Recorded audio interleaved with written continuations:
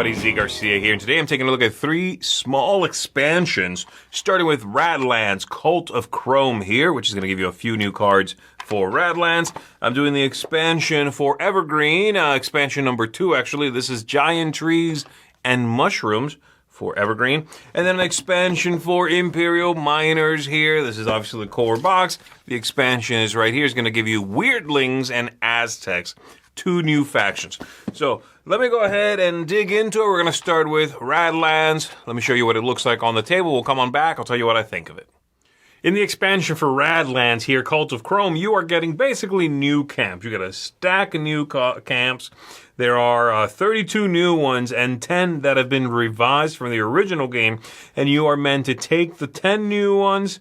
They have a very subtle symbol here in the top corner, by the way. Find the original 10 and get rid of them and shuffle in the new 10. Then you will play with these new camps. The game will be the same, they just have new abilities. They do recommend you play with just the new camps first, just to get familiar with them is the idea, and then you can shuffle everything together, including the camps from the original game that remain untouched in the expansion. You are also getting a few stickers that you're going to be applying to the rulebook here, and so there's 3 stickers here on the back with some camp FAQs, and then a couple of updates. If your rulebook is old enough, you'll have a couple of stickers, like there's one right here, that will update what's going on. But it's basically more of what you know, and these camps are going to do all sorts of things, many of them similar to what you see in the base game, but I chose a couple of them at the top here because they seem to do things that I enjoy and things that were a little bit underdone maybe in the original base camps. And so there's going to be more junk effects. There's going to be a few cards that you can discard, like this one here, the top card of the deck, and use its junk effect. There's another one that lets you, when a new character comes into play, you can use their junk effect, even though you just played them, stuff like that. You've got some that are going to be messing around with punks. They give you more punks, and this one gives an ability to the punk, so there's going to be more of that stuff. And then there are some that are going to do more discarding of things. Do an ability if you discard 5 cards, or if you discard 2 cards, or what have you, and they always will clarify, not the water silo, you can't count that. So that's basically Cult of Chrome, new camps that you can shuffle in. This is a fun little expansion that definitely falls into the more of what you've got already camp, and a little bit of the let's rebalance some things that weren't quite up to snuff in the original game. So some of the camps have been reworked, right, and improved and sort of made, a little more like you can validly pick this as a choice and you won't be under or overpowered while playing the game. And then, of course, a ton of new camps that you can play with shuffling in. You can play with them just on their own. Doesn't really matter. More of the same is the idea here, and I like it. It's particularly good, of course, if you are someone who plays Radlands a lot, and you've either discovered those imbalances yourself, or you're just ready to see new camps. I will give them big props for including stickers that go in the rulebook if you have an early enough edition of the game. Kudos on that one. And for having the expansion fit in the box. Because the box for Radlands is pretty small. And so this is guaranteed to fit in there. They only made that many cards for that very reason. You remove the 10 you're replacing. You put in these 34 or whatever it is, 40, I guess it's 32 new ones and 10 rebalanced. So 42 cards, and you're good to go. I dig it. This is nice. I'm going to give this one a nice solid 7 out of 10. I don't think it's necessary. I don't think it's something you are going to feel like is missing if you don't have it. But if you do play Radlands a lot, you're, again, wanting that variety, this is a hard one to not recommend, honestly. It's small, inexpensive. I think you're going to mix it in and then largely forget about it. And I like the abilities that it brings into play. They're nice little focuses it gives you. So there you go, 7 out of 10. Imperial Miners, Aztecs versus Weirdlings here is going to give you 2 new factions, these 2 factions, and you can mix them in and play with them, but you do have to remove something. And you don't have to use both of these at the same time. You can use just one, just the other, however you want to do it. Let me go ahead and show you what these cards look like, give you an idea of how to use them, and we'll be right back. I'll tell you what I think.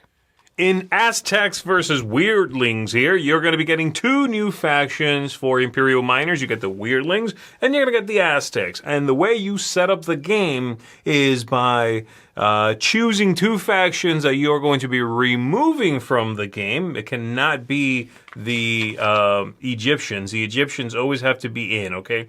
But you could choose to remove...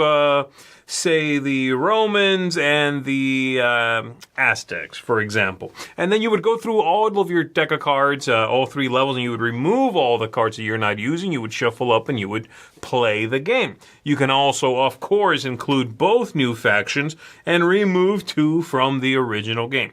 So the idea being you're always playing with the same number of factions as you did before the expansion existed. Now, these 2 are going to give you new abilities, but everything else is basically the same. You just have 2 new choices here. And we have the Weirdlings, which are going to be coming with these cool poker-like chips, by the way. At the beginning of the game, you randomize this to be on the sun or the moon side. And then as you activate many of their abilities, you only activate the side corresponding to your token. So if I'm activating Mother Wolf here, I'll only be doing this side. And after I do this ability and move on to the next card, then you flip this over. And so these are going to be, possibly going back and forth based on what phase this is on when you come to it and activate one side or the other, and then this flips and you move on. We've got over here the Aztecs, and they are very much going to care about stuff in your hand. They're going to be checking cards you're holding in your hand, levels of cards you're holding, factions, that sort of thing. And so they're going to be dealing with that. I'm not going to go too much more into detail as to what these factions do. You probably want to discover some of that on your own anyway, but that's basically what's happening in this expansion, i.e. 2 new factions. This is another sort of low overhead expansion, though not as low overhead as the Radlands expansion. You can shuffle that in and then basically forget about its existence. It will literally not matter anymore. This is not that easy, and it does take a little setting up, which can be annoying. You're having to go through all of your cards combined, which is how I keep my copy, and if this time I'm going to remove the Aztecs, or one of the original factions. I got to go through deck 1, 2, and 3 and find every instance of that symbol and remove it. And sometimes some of these cards have both symbols, right? So you got to make sure you get those too. Get them out of there. So there is a little more setting up. There's a little more just getting ready to play. And I think one of the strengths of this game is how quick it is to play and how fast it is to set up. So there's now a little impediment to that at the beginning. Not enough that I would say, avoid the expansion because it makes setup unwieldy. I'm not that bad, but it's a little something to be aware of. As it is, I do like the 2 new factions. They feel interesting. They feel like nice evolutions of what's available in the core box. The Aztecs here, caring about your hand of cards generally is really neat. And then the Weirdlings have that, day and night thing, which is cute more than anything, and you do get those amazing poker chips. So I like these. These are good. I would certainly recommend them if you are playing the game a lot, and I do play this game quite a bit because, again, from like bang to bullet, this is a fast game, and I can teach it to just about anybody, So for me, I'm going to come down at a 7 on this one. It's fun. I enjoy it. Certainly recommend it. And if you've been playing with a family or playing with friends quite a bit, I think they're going to enjoy the mix-up here a little bit. The new artwork, the tongue-in-cheek humor in the game, and just the variability. Honestly, and that's kind of what you want from something like this. Does not reinvent the game, doesn't change anything up. Just gives you a couple new factions to enjoy. So for me, 7 out of 10. Evergreen, Giant Trees, and Mushrooms here is the second expansion to Evergreen, giving you 2 new modules, as you might be able to guess, Giant Trees and Mushrooms. You can mix these in individually, you can put them both in together, but you do have to remove a previous power from the game, and yes, you have to go through the deck of cards and remove those cards. Let me go ahead and show you on the table what these 2 pieces look like, how they function in the game. Come on back, tell you what I thought of this one. In Evergreen, Giant Trees, and Mushrooms here, you're getting 2 new powers that you can choose to play with. And just like in the original expansion, which gave you 2 powers in and of itself, you get here modularity. So I am allowed to, when I set up the game, remove one of the previous powers and put in the Giant Trees or the Mushrooms, or even both. You can play, you always have to play with 6, but they can come from anywhere. The original base game, the previous expansion, this expansion, you can mix it up. And then you'll use these to mark the proper abilities that are currently in play. So we've got the Giant Trees here, and they're going to be 1 step up from the largest trees in the core box. And in fact, you would level them up the same way. Whenever you can upgrade a tree, then you can upgrade from a big tree to one of these Giant Trees. It is going to cast a shadow of 3, but it is going to collect 5 victory points when the sun shines on it. And at the end of the game, when you score fertility for these, you score twice the value of that biome instead of the normal amount. So that is the idea. And again, you have your cards here reminding you of all of that, as well as, of course, some graphics in the rule book here explaining how that works and explaining the shadow right here. There's also a new symbol, this symbol right here, which simply means it copies the card that came before it.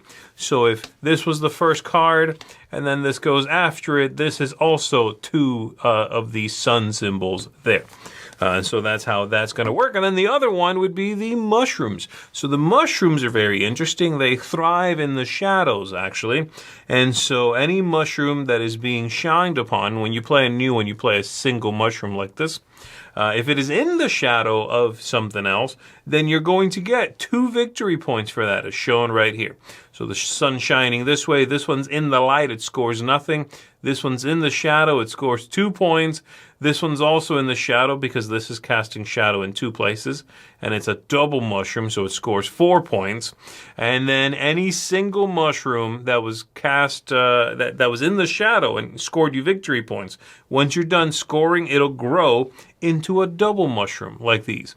Now, these do not cast shadow themselves, and they do not count as part of your biggest set, your biggest group of contiguous forest trees, So they won't help you that way, but they will score, of course, in the shadow, and that's where you want them to be. And so that's it. Those are the 2 new sets you can get. You can mix and match here however you want to, and you now have more variety. This is a fantastic expansion. I really like Evergreen already, and I like the first expansion quite a bit. In fact, I went back and checked, and I gave it an 8 out of 10. I like it. It's in my own copy of the game. I especially like the cacti in that one. That one was also 2 modules. But I have to say, I like this one a little bit better because I like both of these quite a bit. The Giant Trees feels like a nice evolution of what was already the main sort of attraction in the game. A sapling to a tree to a big tree. Well, now you can go Giant Tree. And yes, it casts a tremendous shadow and kind of obliterates your scoring maybe if you're not careful. But it scores 5 points. And it also will count double for the, the set collecting that happens for the end of the game. So I like it. I like the idea of a giant tree. And then the mushrooms I actually like even better. The mushrooms are a neat idea where they will thrive in the shadow, right? And that's just fun to play with.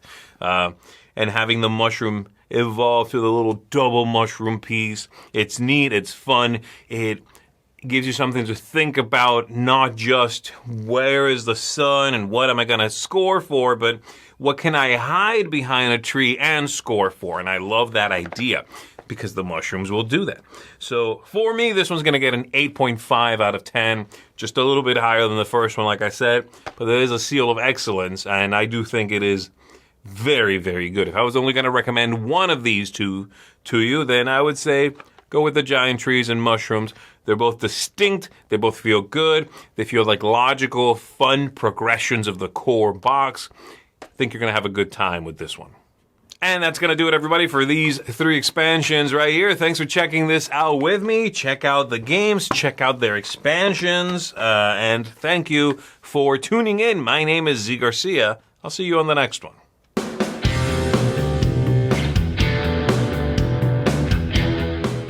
Hey everybody, thanks for watching another video from the Dice Tower. Hey, you want to learn more about us, communicate with us? We have a Facebook group, we have a Discord channel, lots of different ways to get involved with the Dice Tower. You can find that in our Linktree link below. So just click that, it will take you, and you can communicate with us on Facebook, join our Facebook groups. There's lots of cool things that you can find and become part of the Dice Tower.